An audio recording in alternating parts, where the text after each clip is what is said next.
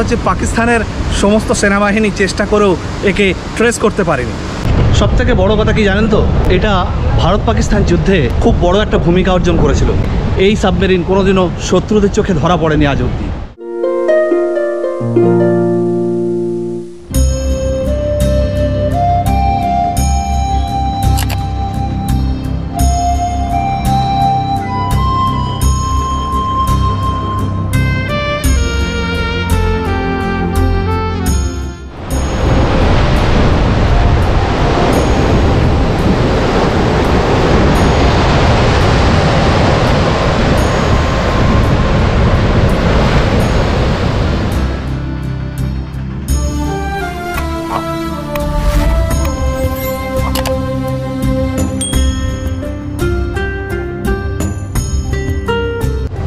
তো বন্ধুরা, কেমন আছেন আপনারা?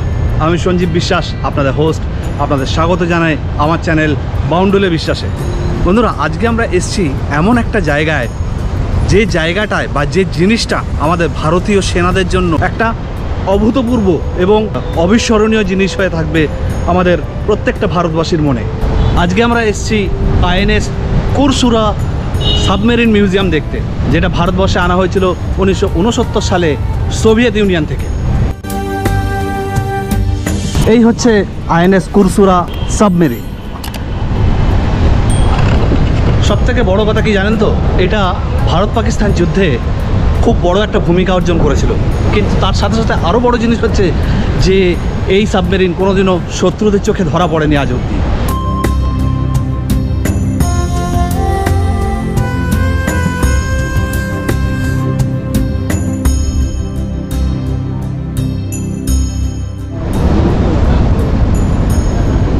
এগুলো সব অরিজিনাল। তো এটাই হচ্ছে আইএনএস কুরসুরাতে এন্ট্রি পয়েন্ট। এখানে টিকিট নেয় হচ্ছে 70 টাকা করে অ্যাডাল্টদের, যারা প্রাপ্তবয়স্ক বাচ্চাদের 40 টাকা করে, আর ক্যামেরার জন্য, ভিডিও ক্যামেরার জন্য রেকর্ডিং করতে লাগে হচ্ছে 200 টাকা পার ক্যামেরা।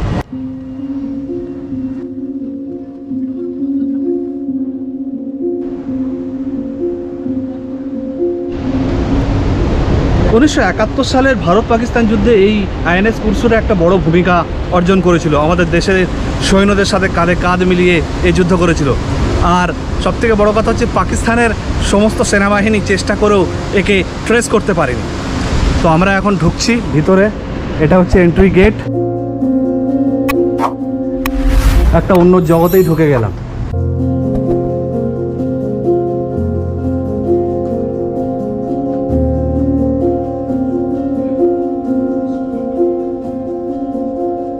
টর্পেডো, এখান থেকে সব টর্পেডো ঠিক করে টর্পেডো হিট করা হতো শত্রুদের জাহাজে বা শত্রুদের সাবমেরিনে। এই যে সব টর্পেডো রয়েছে এখানে।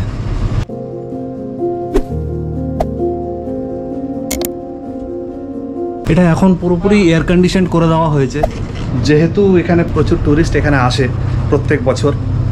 আজকে হচ্ছে সানডে, আজকে আমরা এসেছি এখানে ঘুরতে, তাই আজকে এখানে আপনাদেরকে ভিডিও করেও দেখাচ্ছি এর ভিতরে। চলুন পুরো সাবমেরিনটা আমরা ঘুরে দেখি।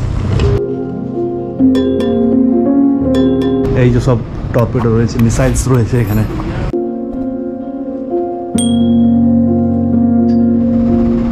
এই আইএনএস কুরসুরা 1969 সালে এখানে আসে ভারতবর্ষে সোভিয়েত ইউনিয়ন থেকে।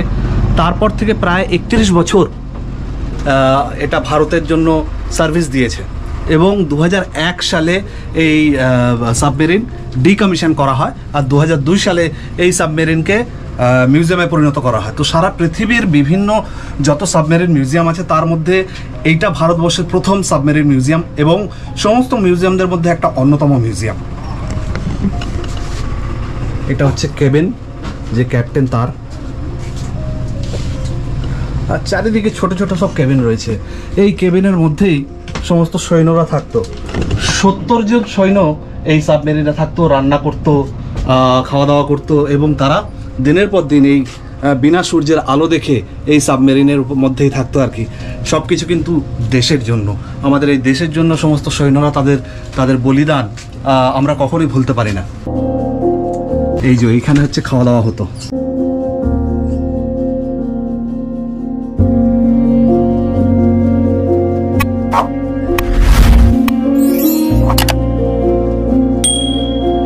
আমরা এলাম এই দিক থেকে। এই ছোট্ট একটা জায়গার মধ্যে ওরা দুনিয়া তৈরি করে রেখেছিল নিজেদের বাঁচার জন্য।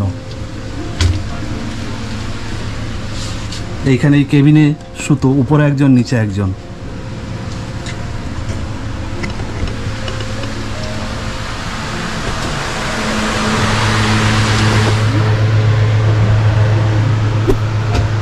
খালি চারিদিকে তার আর যন্ত্রপাতি।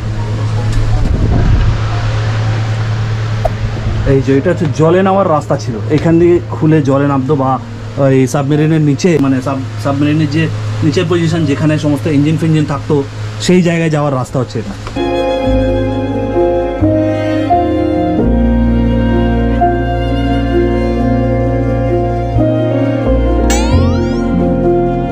এটা ছিল টয়লেট।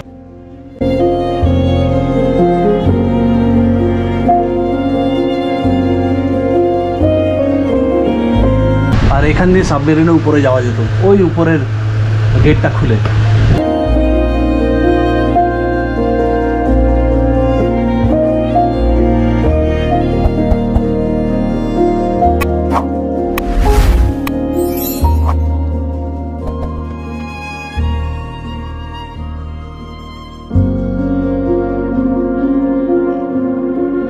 এটা ছিল রেডিও রিসিভার রুম। শত্রুদের জাহাজের ফ্রিকোয়েন্সি কোথা থেকে আসছে এই রেডিও রিসিভার রুমে সব ধরা পড়তো। এখানে ইন্টারকম ছিল।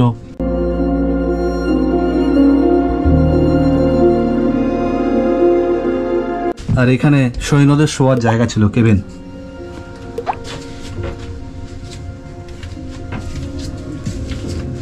এখানে নৌসেনা বাহিনীর যত অফিসার ছিলেন তাদের প্রত্যেকের মেডেলস এখানে সাজিয়ে রাখা হয়েছে।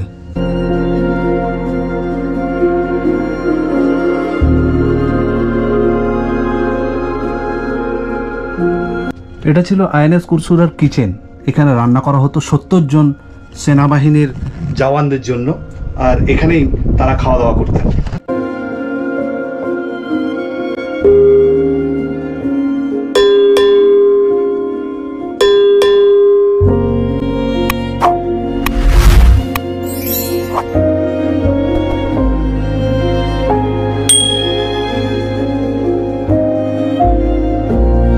কম্পার্টমেন্ট 5, বিভিন্ন কম্পার্টমেন্ট ছিল। তো এখন আমরা এসে পৌঁছেছি কম্পার্টমেন্ট 5-এ।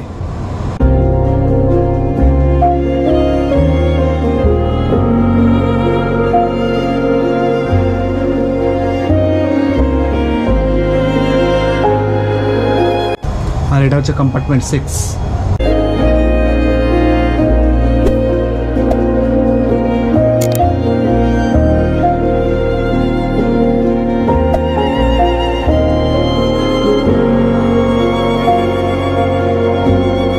এই আর একটা টয়লেট, এখানে বেসিন।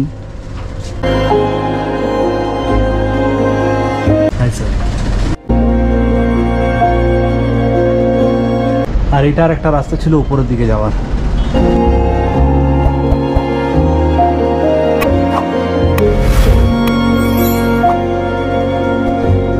এখানেও 2-3টে বাঙ্কার ছিল যেখানে সৈন্যরা শুতেন আর কি। আর এই আর একটা টর্পেডো রুম যেখানে মিসাইলস ছিল।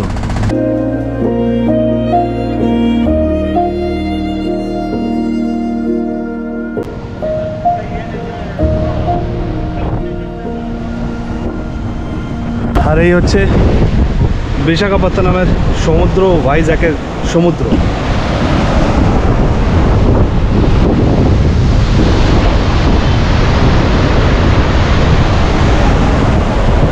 এটা ভাইজ্যাক থেকে মোটামুটি বিশাখাপত্তনম স্টেশন থেকে মোটামুটি 3-4 কিলোমিটারের ডিস্টেন্স। কুরসেনা সাবমেরিন মিউজিয়াম বললে যে কেউ নিয়ে আসবে, যে কোনো অটোওয়ালা আপনাদেরকে নিয়ে আসবে। আপনারা যদি ভাইজ্যাকে আসেন অবশ্যই এই কুরসেনা সাবমেরিন মিউজিয়াম দেখতে কিন্তু ভুলবেন না।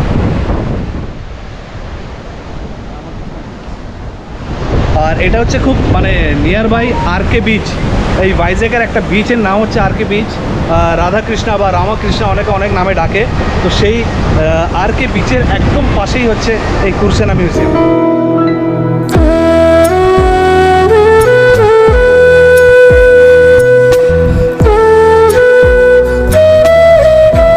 তো বন্ধুরা এই হচ্ছে আইএনএস কুরসেনা। আপনাদের কেমন লাগলো ভিডিওটা অবশ্যই জানাতে ভুলবেন না। ভালো লাগলে লাইক শেয়ার করতে একদম ভুলবেন না। আর চ্যানেলে নতুন হলে বন্ধুরা আমার চ্যানেলটাকে সাবস্ক্রাইব করে রাখতে একদম ভুলবেন না। এরকম নতুন নতুন ঘোরার ভিডিও রেগুলার আপডেট আপনারা আমার এই চ্যানেলে পাবেন।